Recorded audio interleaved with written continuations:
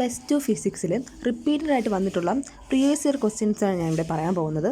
അപ്പോൾ നമുക്ക് first question നോക്കാം.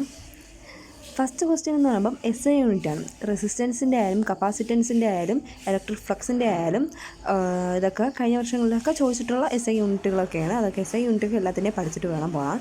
പിന്നെ രണ്ടാമത്തെ ക്വസ്റ്റ്യൻ എന്ന് പറഞ്ഞാൽ current loop behaves as magnetic dipole അല്ലെങ്കിൽ ഇലക്ട്രിക് ഡൈപോൾ. ഇതൊക്കെ റിപ്പീറ്റഡായിട്ട് വന്നിട്ടുള്ള ക്വസ്റ്റ്യനാണ്. അടുത്ത ക്വസ്റ്റ്യൻ എന്ന് പറഞ്ഞാൽ light waves are in nature, transverse അല്ലെങ്കിൽ ലോങ്ങിറ്റ്യൂഡിനൽ. അടുത്ത ക്വസ്റ്റ്യൻ എന്ന് പറഞ്ഞാൽ സർക്യൂട്ട് പവർ ഫാക്ടറിൻ്റെ ഇൻഡക്റ്റീവ് അല്ലെങ്കിൽ കപ്പാസിറ്റീവ് ഒക്കെ ചോദിക്കും. ഇതൊക്കെ 2022 ചോദിച്ചിട്ടുണ്ട്. പിന്നെ define drift velocity and give its equation. ഇതൊക്കെ റിപ്പീറ്റഡായിട്ട് വന്നിട്ടുള്ള ക്വസ്റ്റ്യനാണ്. ഡ്രിഫ്റ്റ് വെലോസിറ്റി ഡിഫൈൻ ചെയ്യാനും അതിൻ്റെ ഇക്വേഷൻസ് ഒക്കെ പഠിക്കണം.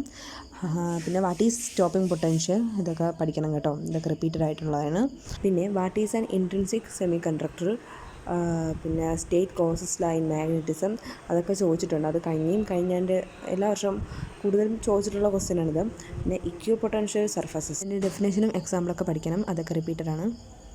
അടുത്തതെന്ന് പറഞ്ഞാൽ റിലേഷൻ ഒക്കെയാണ്. വെലോസിറ്റി ഓഫ് ലൈറ്റിൻ്റെയും പെർമിബിലിറ്റീൻ്റെയും പെർമിറ്റിവിറ്റീൻ്റെയും ഒക്കെ റിലേഷൻസ് ചോദിക്കും. അതൊക്കെ കഴിഞ്ഞ വർഷങ്ങളിലൊക്കെ ചോദിച്ചിട്ടുള്ള ക്വസ്റ്റ്യനാണ്. അതൊക്കെ നന്നായിട്ട് പഠിച്ചിട്ട് തന്നെ പോകണം. പിന്നെയുള്ള ക്വസ്റ്റ്യൻ എന്ന് വെച്ചാൽ state and explain the force between electric charges, ഇതൊക്കെ പഠിക്കണം. പിന്നെ explain photo electric effect, stopping potential, അതിൻ്റെയൊക്കെ റിലേഷനൊക്കെ പഠിക്കണം കേട്ടോ. അടുത്തതെന്ന് പറഞ്ഞാൽ ഡ്രിഫ്റ്റ് വെലോസിറ്റി, അതിൻ്റെ ഡിറൈവ് ചെയ്യാനുള്ള ഇതൊക്കെ പഠിക്കണം കേട്ടോ.